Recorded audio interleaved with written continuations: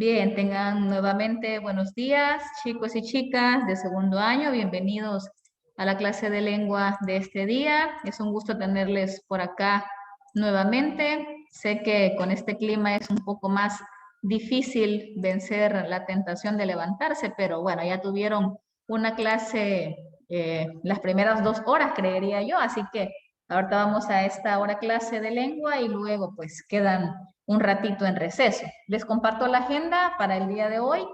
Siempre pedirles que tomen nota de la fecha. Ahora tenemos miércoles 23 de junio. Y en cuanto a la agenda, tenemos la presentación del contenido y el indicador del logro. El día de hoy vamos a desarrollar o vamos a continuar hablando del realismo mágico. Esta vez vamos a centrarnos en conocer algunas obras que se catalogan como obras maestras dentro de este movimiento. Luego, bueno, de la presentación del contenido y el indicador, vamos a hablar sobre la reflexión de este día. Luego vamos a hacer la lectura mecánica de 100 años de soledad. Con ustedes la semana anterior, si recuerdan, bueno, tuvimos las clases completitas y realizamos las primeras 2 clases, la lectura de la historia de un náufrago, que tomamos como base el fragmento que el libro de texto nos propone, y luego ya en la tercera hora o en el tercer bloque de clases que tuvimos en la semana, empezamos con la lectura de 100 años de soledad. Obviamente solo es leer un fragmento porque es imposible que en las horas clase podamos leer pues toda la obra, ¿no? Pero vamos a leer por lo menos un fragmentito el día de hoy. La última lectura la realizó Allison, así que si seguimos con el orden de la lista, la lectura hoy le tocaría a Yaretsi. Entonces, estoy ahorita corroborando si Camila Yaretsi está conectada y si está conectada. Entonces, Yaretsi, ¿tenés disponibilidad de micrófono para ayudarme con la lectura cuando ya sea el momento? ¿Me confirmás, hija, por favor? Creería que sí, pero quiero confirmar, no vaya a ser. Yaretsi, ¿estás por ahí? Vamos a ver, y si no tenés disponibilidad de micrófono, me escribís en el chat, Yaretsi, para decirme que hay algún problema con tu audio y no hay problema, no habría ningún inconveniente. Si Yaretsi no está o no puede ayudarme con la lectura, entonces le pediría a Andrea que me ayude a leer. Andrea, ¿tú sí estás por acá con micrófono? Vamos a ver si alguna de las Sí, dos. señor. Vaya, perfecto. Entonces, Andrea, tú me vas a ayudar con la lectura. Cuando ya llegue el momento, tú vas a leer el fragmento de 100 años de soledad que nos toca ahora. Y luego, pues vamos a desarrollar el contenido y tendremos al final el cierre y el espacio para preguntas y respuestas. Con ustedes somos con los que vamos más adelantados. Yo les comentaba eso desde la semana pasada. De hecho, las clases que se han subido, pues han sido las que hemos desarrollado con ustedes. Entonces, ahora no va a ser la excepción y vamos a utilizar el desarrollo de este contenido como base también para colocarlo en el canal. Vamos a anotar, por favor, el contenido de hoy y siempre es el realismo mágico, pero hoy vamos a centrarnos en algunas obras maestras. Ese es el tema de hoy. ¿Qué vamos a conocer entonces? Básicamente, vamos a leer o vamos a mencionar algunas obras que son o que han sido importantes y que se han convertido en un claro modelo y en un claro ejemplo de realismo mágico. Vamos a leer un poco de qué trata o de qué va cada una de las obras y vamos a leer también fragmentos de las mismas. Para esto sí les voy a pedir a ustedes que me ayuden. La semana pasada ustedes muy atentos, me colaboraron en la lectura. ¿Se acuerdan que estuvimos hablando de los autores representativos y que estuvimos leyendo las biografías, donde estaba la de Gabriel García Márquez, donde estaba la de Carlos Fuentes, donde estaba la de Miguel Ángel Asturias, Juan Rulfo y todos estos personajes, todos estos autores que fueron importantes? Entonces hoy vamos a leer el tema de obras representativas. La idea es que ustedes me ayuden a leer para que no se vuelva tan monótono o que no se vuelva tan, pues, tedioso, digamos, que estar escuchando siempre a señor Alicia y que toda la clase esté ella, bla, bla, bla, sino que en algún momento, pues, también ustedes puedan colaborarme con la lectura de los fragmentos. Así que les dejo la inquietud desde ahorita para que usted sea de los que se anime hoy a decir, Yo voy a ayudarle a leer a la seña y de esa manera también pues se le quita el sueño. Yo sé que cuando está lluvioso, oscurito, con un clima agradable y fresco como está hoy, pues no dan muchas ganas de participar en clase, pero les pido de favor que me ayuden cuando sea el momento. Y el indicador de logro, ¿cuál es? Identifica con empeño obras y autores del realismo mágico. La idea, ¿se acuerdan? Desde el principio es que usted vaya conociendo y vaya adquiriendo información de importancia respecto al movimiento. Ya vimos los inicios, ya vimos las características, ya reconocimos cuáles son los cambios más representativos que se dieron en cuanto a la técnica narrativa, los personajes, las acciones, el tiempo, el espacio. Ya vimos la diferencia entre realismo y realismo mágico. Ya conocimos los nombres de algunos autores y los datos biográficos de varios de ellos. Entonces ahora vamos a hablar de obras. Así que la idea es aumentar nuestro conocimiento y que al hablar de la obra, por ejemplo, Cien años de soledad, no creamos que es la única del realismo mágico, sino que sepamos que hay muchas más. Así que espero que haya tomado nota del contenido, del indicador de logro, y ahora vamos con la reflexión.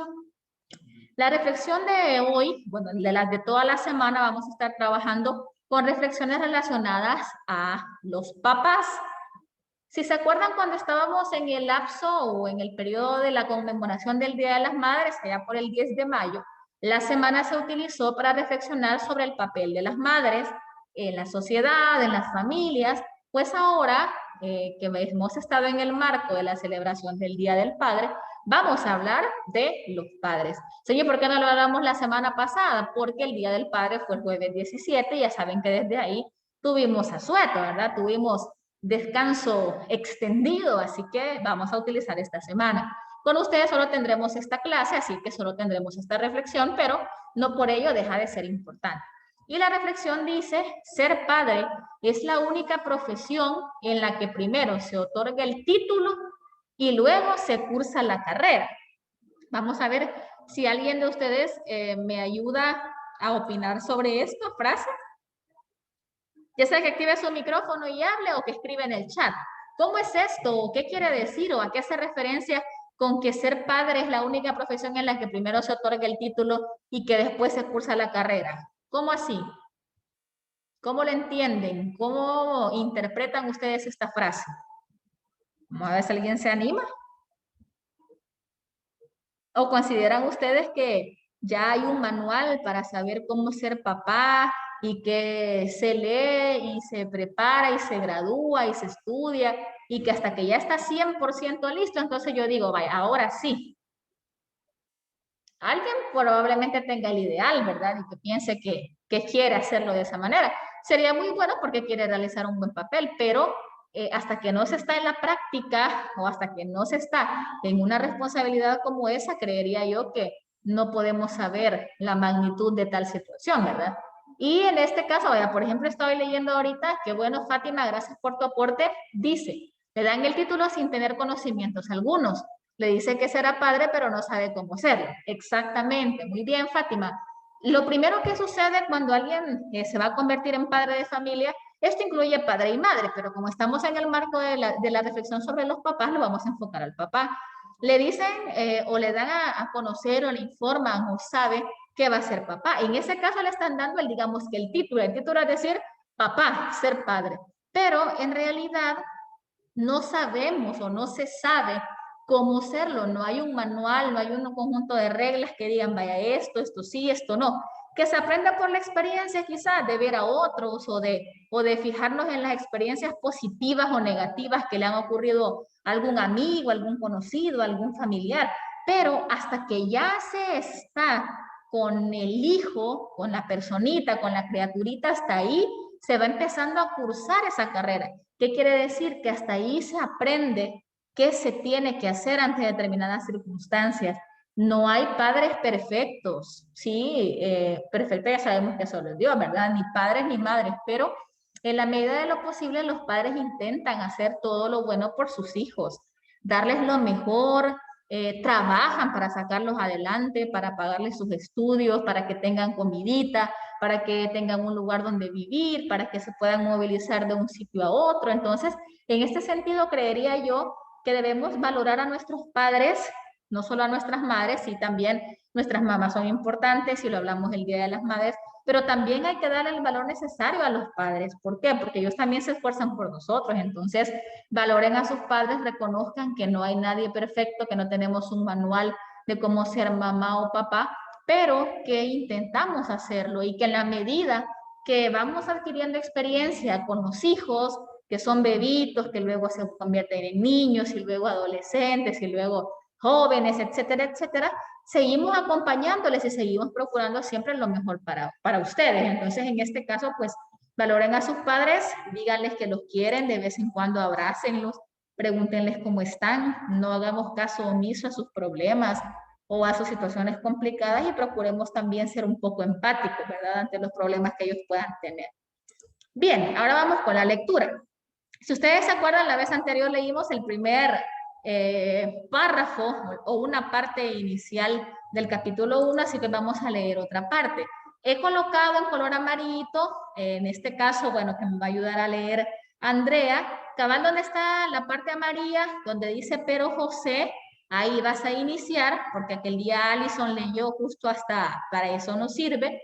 Tú vas a comenzar a pero José y vas a terminar hasta consternación, porque ahí termina la idea. Esto ya no lo vamos a leer, estas últimas 3 palabras, porque ya son parte de otro párrafo, de otra idea. Y no tenemos mucho tiempo tampoco para poder leer tanto. Así que, Andrea, te cedo el micrófono y me ayudas, por favor. Vaya, señor. Vaya, gracias. Sí. Pero José Arcadio Buendía no creía en aquel tiempo en la honradez de los gitanos, así que cambió su mulo y una partida de chivos que los 2 lingotes imantados. Úrsula Iguarán, su mujer, que contaba con aquellos animales para ensanchar el desmedrado patrimonio doméstico, no consiguió disuadirlo. Muy pronto ha de sobrarnos oro para empedrar la casa, replicó su marido. Durante varios meses se empeñó en demostrar el acierto de sus conjeturas.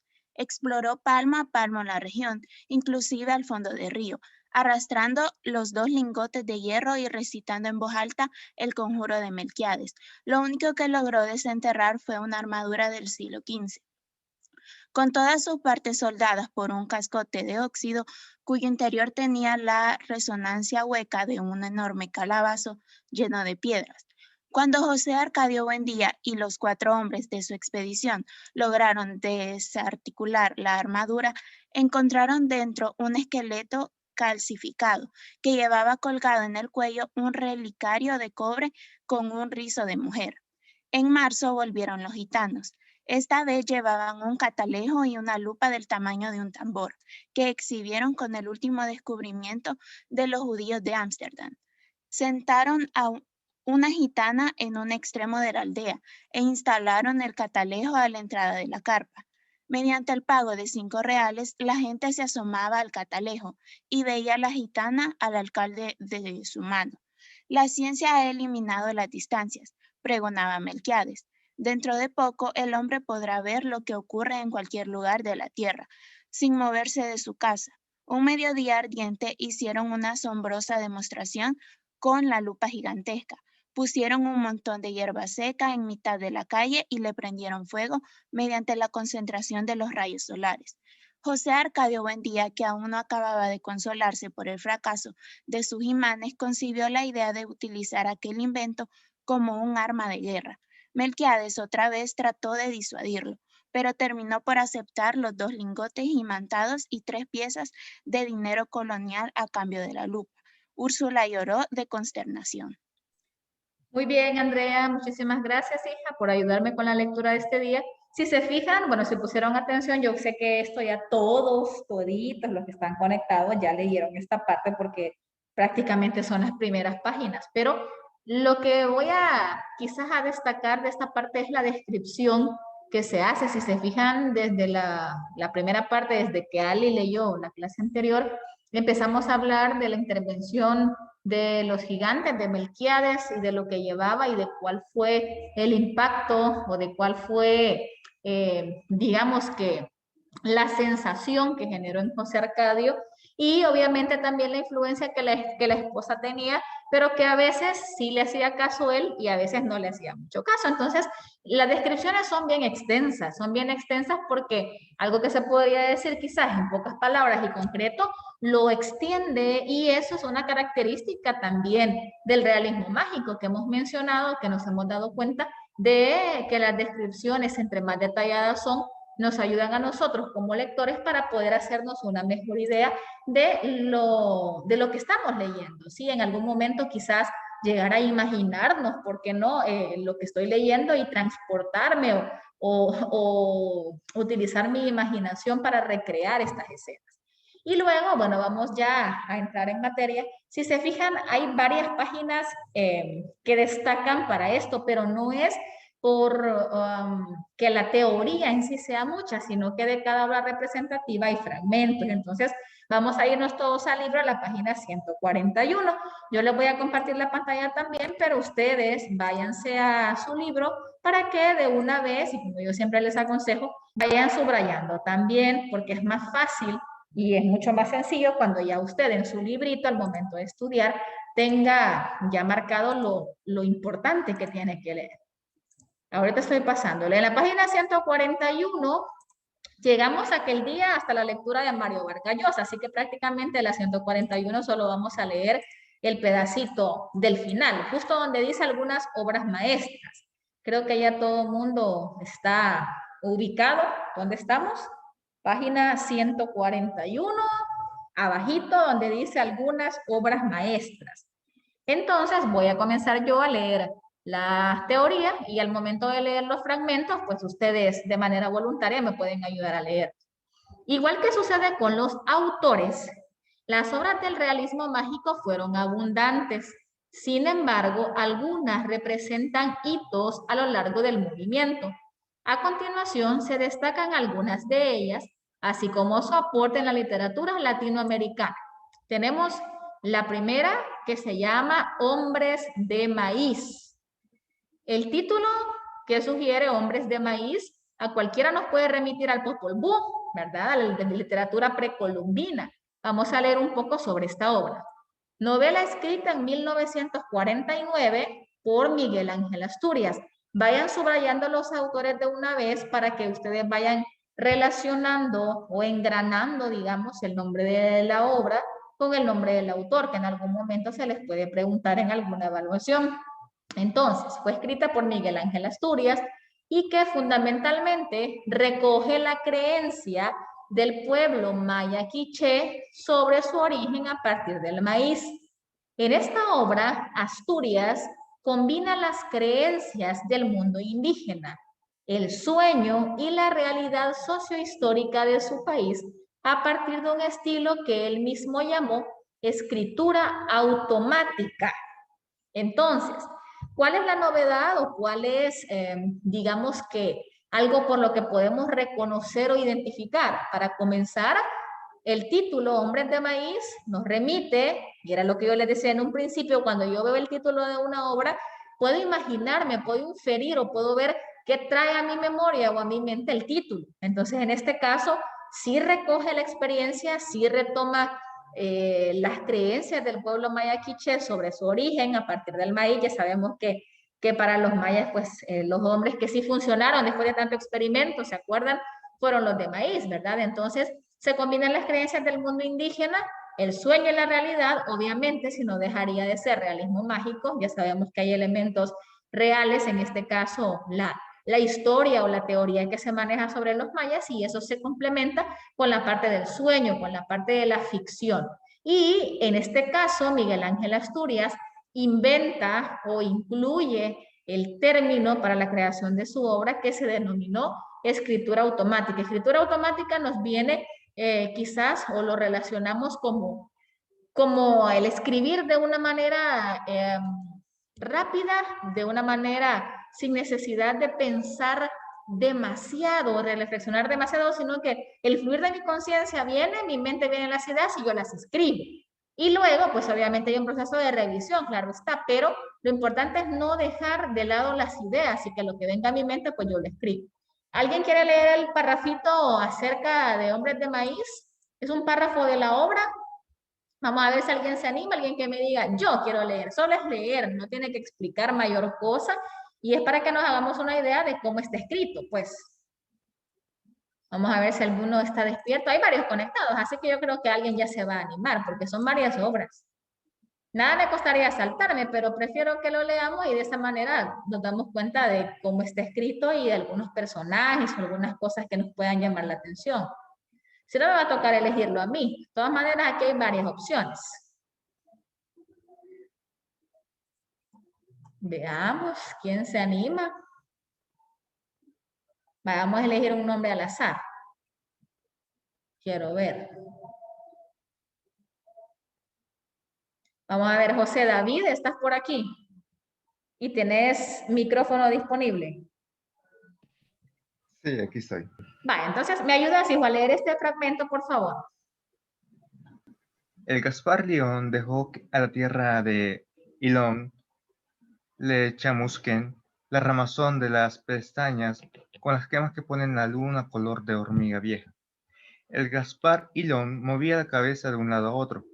Negar, moler la acusación del suelo, que estaba dormido con su petate, su sombra y su mujer, y enterrado con sus muertos y su ombligo. Sin poder deshacerse de una culebra de 600,000 vueltas de lodo, luna, bosques, aguaceras, montañas, pájaros, retumbos, que sentía alrededor de su cuerpo. Perfecto, muchas gracias, hijo. Muy amable, David, por ayudarme con la lectura. Si se fijan, tenemos algunos personajes, ¿verdad? Nos presenta el personaje Gaspar Ilón y nos está describiendo algunas cosas que suceden.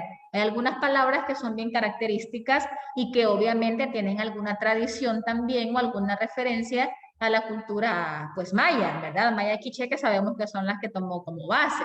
Decimos, por ejemplo, al hablar de chamuscar, al hablar de ramazones, al hablar de petates, al hablar de aguaceros, al hablar de retumbos, al hablar de, qué sé yo, ombligo, no sé, hay algunas palabras ahí que nos sirven como referencia también para contextualizarnos en el momento en el que el autor nos quiere ubicar.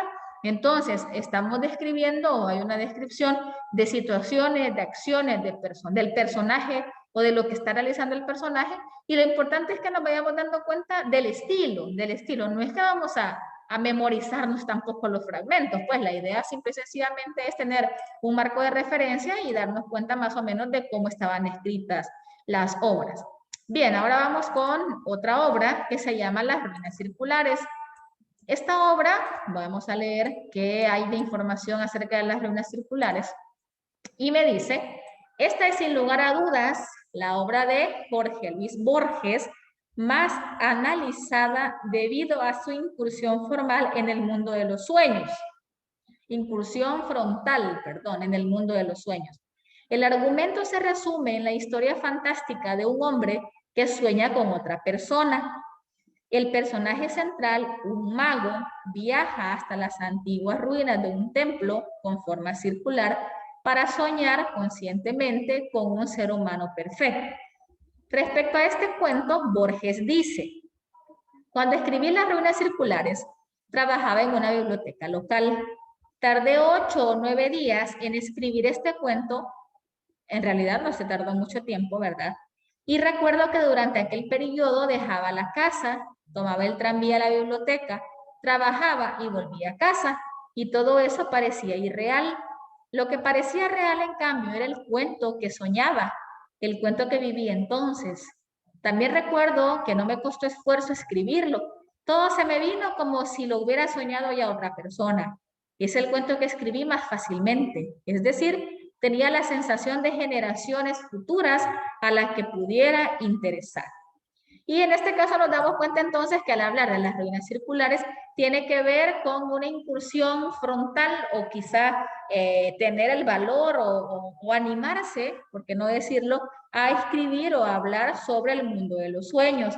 Todos sabemos que en algún momento determinado hemos soñado. Algunos sueñan todos los días, algunos sueñan toda la noche, algunos no soñamos casi. Algunos pueden decir, no, es que yo solo sueño cosas bien irreales, bien fantásticas, o alguien puede decir, yo sueño cosas relacionadas con mi realidad o que tengo en el subconsciente. Entonces vamos a leer un fragmento de este cuento. Vamos a ver si alguien se anima a leerlo o si lo elijo yo. ¿Quién me va a ayudar a leer? Vamos a ver entonces. William. William, ¿estás por ahí para ayudarme a leer este fragmento? ¿Tenés disponibilidad de micro? Si no, me escribís en el chat para decirme que no tenés micrófono. Si quiere, yo sí. Ah, vaya, perfecto. Está bien, Jessica. Gracias por ayudarme, hija. William dice que no hay micrófono. Va. Ayúdame, hija, por favor. Ok. El propósito que lo guiaba no era imposible, aunque sí sobrenatural. Quería soñar un hombre, quería soñarlo con integridad minuciosa e imponerlo a la realidad. Ese proyecto mágico había agotado el espacio entero de su alma. Si alguien le hubiera preguntado su propio nombre o cualquier rasgo de su vida anterior, no habría aceptado responder. Le convenía el templo inhabitado y despedazado, porque era un mínimo de mundo visible, la cercanía de los labradores también, porque estos se encargaban de subvenir a sus necesidades frugales. El arroz y las frutas de su tributo eran pábulo, suficiente para su cuerpo, consagrado a la única tarea de dormir y soñar.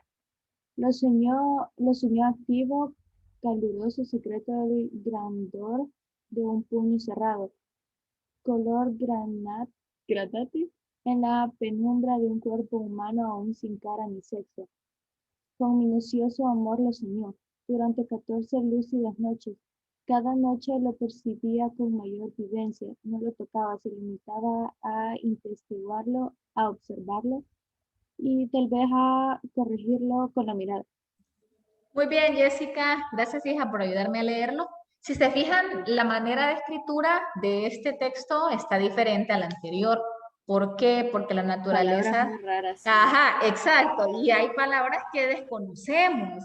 Hay palabras ahí que cuando uno lee, incluso hasta el momento de lectura, como que nos pone en duda. Y el momento, ¿cómo se lee esto? Granate, por ejemplo.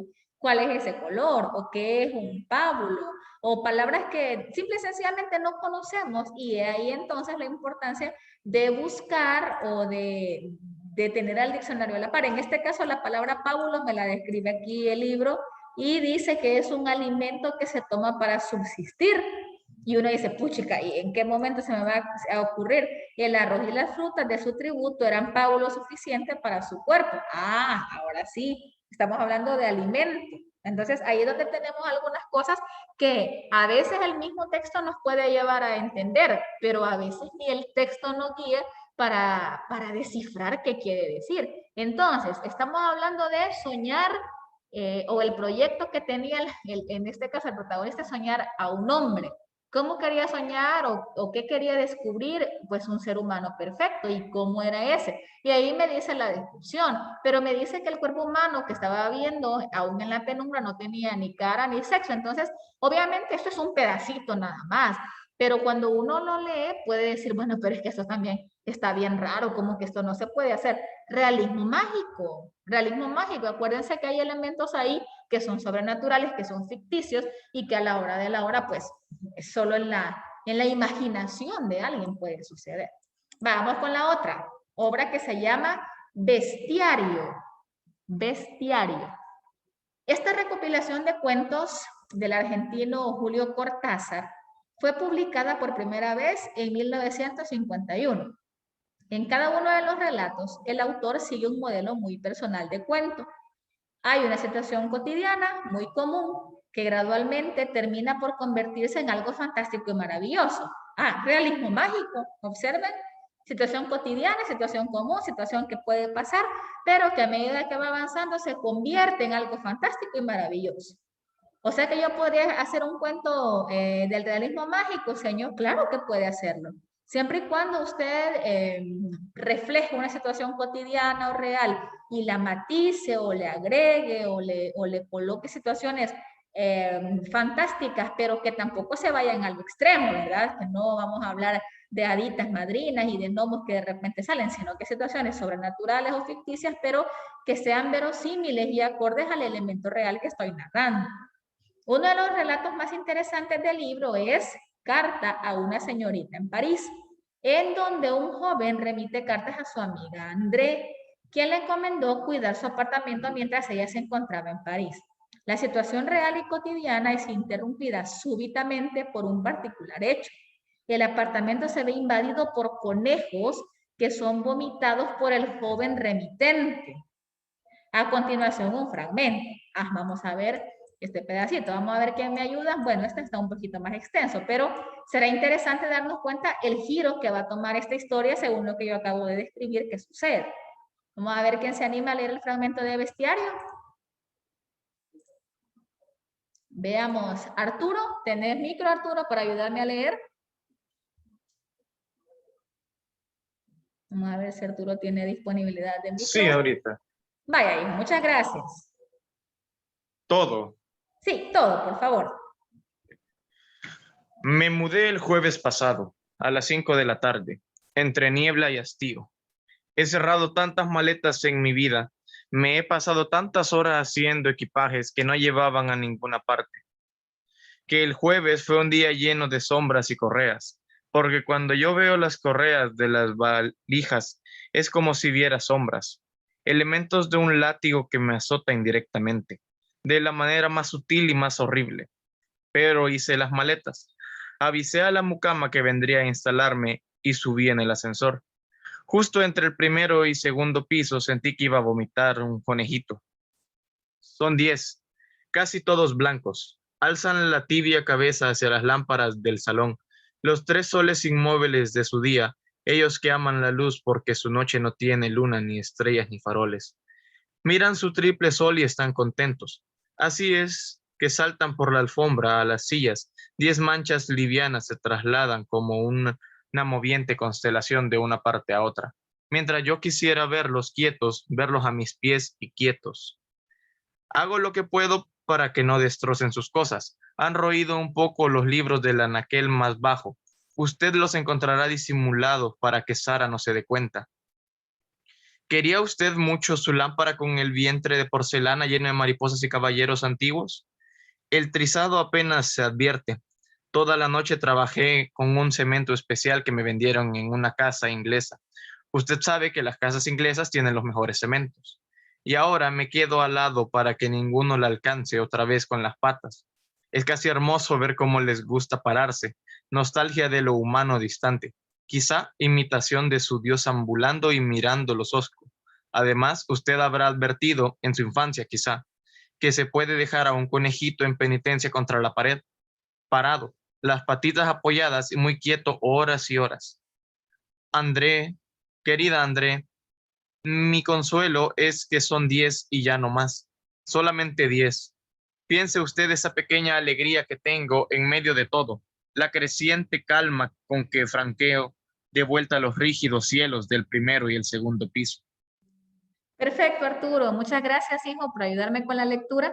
Si se fijan en este caso, este está un poco, porque está un poco más extenso el fragmento, nos da quizás una idea más clara y a pesar que se ha omitido, porque son fragmentos, esta parte, por ejemplo, que está acá con los puntos suspensivos indica que ahí hay algo que se ha omitido, hay una elipsis, ¿verdad?, de una parte del texto, pero hay algunos elementos que pueden parecer o que son reales, porque simple y sencillamente es que una chica que se ha ido de viaje deja encargado a alguien de su apartamento, de su lugar, pero resulta que este personaje empieza a vomitar conejos y me describe cómo, o describe, porque está dirigido a una segunda persona, es una carta que el que ha quedado encargado le está mandando a la dueña del lugar, del apartamento, del sitio, y que le está describiendo qué está pasando con estos conejitos, cuál es la forma en la que están actuando y cómo es que él piensa en algún momento detenerlos, pero dentro de todo él dice que está contento porque solo son 10. Entonces nos damos cuenta, pero ¿quién va a vomitar conejos? Desde ahí uno puede decir ya, no hombre, y esta locura, pero no es locura, acuérdense que es simple y sencillamente el momento o la pauta para partir de un elemento real o de un suceso que puede ser común o corriente.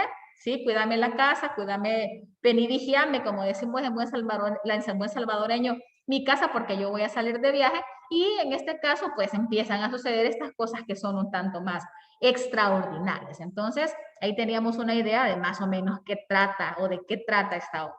Luego vamos con otra obra que se llama Aura. Esta obra es una novela corta de Carlos Fuentes. Fue publicada en 1962. Si se fijan, los autores que estamos mencionando aquí son de los que prácticamente leímos en la clase anterior. Entonces no estamos disparatados o no estamos hablando de otros personajes que no tienen nada que ver. Son autores que fueron autores representativos y las obras que estamos leyendo son las más conocidas o las más destacadas dentro del realismo mágico. El relato transcurre en 1961 en la Ciudad de México y narra cómo un joven historiador, Felipe Montero, es atraído por un anuncio en el que solicita un profesional para organizar y reescribir las memorias de un coronel francés radicado en México. Consuelo, viuda del coronel, y Aura, su sobrina, viven en esa oscura casa. Rápidamente, Felipe tiene algunas dudas. Se impresiona con la belleza de Aura y decide quedarse. Luego comienzan a suceder cosas extrañas en la casa, al punto de que Felipe pierde el control de su propia vida. La trama se complica porque poco a poco Felipe descubre que las dos mujeres de la casa en realidad son una sola persona. La presencia de lo fantasmagórico dentro del texto se verá reforzada por el ambiente lúgubre de la casa y el misterio con que actúan la viuda y su joven sobrina. Erotismo, historia y hechicería conviven magistralmente a lo largo de esta novela dual, cuyo origen explica su autor a partir de una breve y simple anécdota que le tocó vivir siendo un niño. Vamos a leer esta anécdota. Esa obsesión nació en mí cuando tenía 7 años y después de visitar el castillo de Chapultepec y ver el cuadro de la joven Carlota de Bélgica. Encontré en el archivo Casalona la fotografía de esa mujer, ahora vieja, muerta, recostada dentro de un féretro acoginado, adornada con una cofia de niña. La Carlota que murió loca en un castillo son las dos Carlotas, Aura y Consuelo. Entonces nos damos cuenta que en esta obra o que prácticamente todos los autores para escribir sus obras tienen un suceso o tienen algún elemento que les sirve como punto de partida, ya sea porque los marcó en su infancia, en su adolescencia o simple y sencillamente porque toman como referencia algún suceso que para ellos fue importante. Vamos a leer el fragmentito de Aura, vamos a ver quién se anima, este está más cortito, si no se anima a nadie, pues lo elijo yo. Vamos a ver si alguien me dice, yo quiero leer. Vamos a ver. Naomi. Naomi, ¿tenés micrófono disponible para ayudarme a leer este fragmentito? Sí, señor, voy. Vaya, hija, gracias. Ok. Te moverás unos pasos para que la luz de las veladoras no te ciegue. La muchacha mantiene los ojos cerrados, las manos cruzadas sobre un muslo. Uy. No te mira. Abre los ojos poco a poco como si terminara los fulgores de la recámara. Al fin, podrás ver esos ojos de mar que fluyen, se hacen espuma, vuelven a la calma verde, vuelven a inflamarse como una ola. Tú los ves y te repites que no es cierto, que son unos hermosos ojos verdes idénticos a todos los hermosos ojos verdes que has conocido o podrás conocer. Sin embargo, no te engañas. Esos ojos fluyen, se transforman como si te ofrecieran un paisaje que solo tú puedes adivinar y desear. Muy bien, gracias Naomi, muy amable por ayudarme con la lectura de este párrafito. Si se fijan, ese está un poco más corto. Se está centrando más en una parte descriptiva, ¿verdad? De la muchacha, en este caso estamos hablando de Aura. Ya sabemos que según lo que acabo de leer en cuanto a la introducción o en cuanto a de qué va esta obra, resulta ser que la muchacha, o sea, la sobrina Aura y Carlota son la misma persona, pero eso sería cuestión de leerlo también y nos damos cuenta que hay un recurso extra en esta parte, que es la parte de lo fantasmagórico, o sea, lo sobrenatural desde el punto de vista de lo lúgubre, del terror. No es que sea un cuento de terror o que sea una historia de terror, sino que simple y sencillamente se combina un elemento extra para terminar de mejorar quizá la acentuación del ambiente del lugar. Y la última obra que vamos a leer, que vamos a leer justo con el tiempo, se llama La Casa de los Espíritus. Esta es un poco más conocida, quizás comercialmente hablando, pues. Es muy probable que alguno de ustedes ya la haya escuchado mencionar o ya la haya leído inclusive. Y es una novela escrita por la chilena Isabel Allende. Estamos hablando de Perú, 1942, y fue publicada en 1982. En ella narra de manera magistral la relación entre 3 generaciones de una misma familia, desde principios del siglo XX hasta la década de 1970. ¿Nos puede recordar esto a algo con 100 años de soledad? Sí, descripción de generaciones de la misma familia, ¿verdad? La historia gira alrededor de Esteban Trueba, un minero que logra prosperar hasta convertirse en un poderoso terrateniente e influyente político, pero con grandes defectos. ¿Cuáles son esos defectos? Su mal carácter, su brutalidad y su gran machismo, los cuales repercutirán directamente en la vida de sus hijos y nietos. En 1993, la novela fue llevada al cine por el director Bill August. En este caso nos damos cuenta de sucesos reales. ¿Cuántas personas, hombres y mujeres, pueden verse afectados o influenciados por una serie de defectos?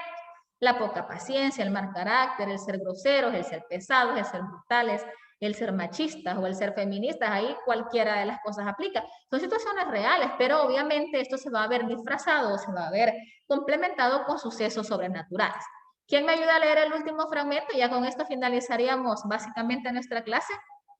¿Quién lee este último pedacito? Y si no, lo elijo yo también. Vamos a ver. ¿Algún voluntario? Vamos a ver, Daniel. ¿Estás por aquí, Dani? ¿Tenés micrófono disponible? Sí.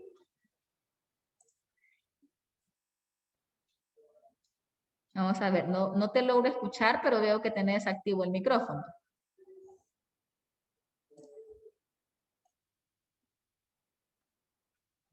Vuelve a intentar, vamos a ver. Probablemente no esté funcionando porque no te escucho. No, hijo, no se escucha. Sí veo que tenés activo el micrófono, pero no logro escucharte. No sé si algún compañero escucha. Ahora se escucha. Ahora sí, ahí estamos, Dani. Ahora sí, vale. Cuando terminó su recorrido, Esteban tenía las ideas más claras. Sabía que tenía por delante un trabajo titánico porque si la casa estaba en ese estado de abandono, no podía esperar que el resto de la propiedad estuviera en mejores condiciones. Por un instante tuvo la tentación de cargar sus 2 maletas en la carreta y volver por donde mismo había llegado, pero desechó ese pensamiento de una plumada y resolvió por sí había algo que podía calmar la pena y la rabia de haber perdido a Rosa. Era partícipe el lomo trabajando en esta tierra arruinada. Muy bien, Daniel. Muchas gracias, hijo, por ayudarme con la lectura. Si se fijan en este caso, igual es un fragmento chiquitito, ¿verdad? A veces es bien difícil que con un fragmento tan corto podamos hacernos una idea, pues, tan amplia de la obra. Por eso es que al inicio hay una descripción un tanto más específica de lo que la obra trata. Pero en este caso estamos hablando de Esteban, que es el que había llegado a un lugar, una casa, y que en este caso en algún momento tuvo la idea de decir, no, hombre, mejor me regreso, porque se fijó que la casa estaba en pésimas condiciones, ¿verdad? Que estaba abandonada, que nadie la había cuidado y que el hecho de levantarlo, sacarla adelante, suponía un gran esfuerzo de parte de él. Pero en un momento cuando se iba a arrepentir, dijo, no, entonces no me voy porque había una situación que le había sucedido y es que había perdido a Rosa. En este caso, Rosa podemos relacionarla, podemos atribuirla que era pues, su pareja, ¿verdad?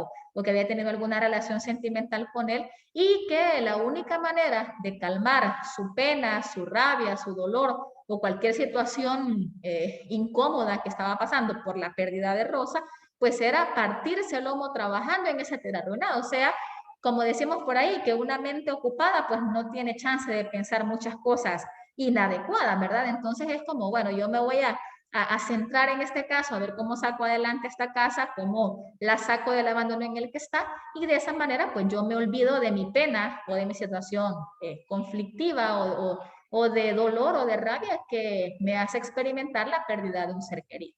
Entonces, chicos, prácticamente con eso hemos cerrado nosotros el ciclo o hemos terminado de hablar del realismo mágico, abarcando desde los inicios hasta las obras maestras.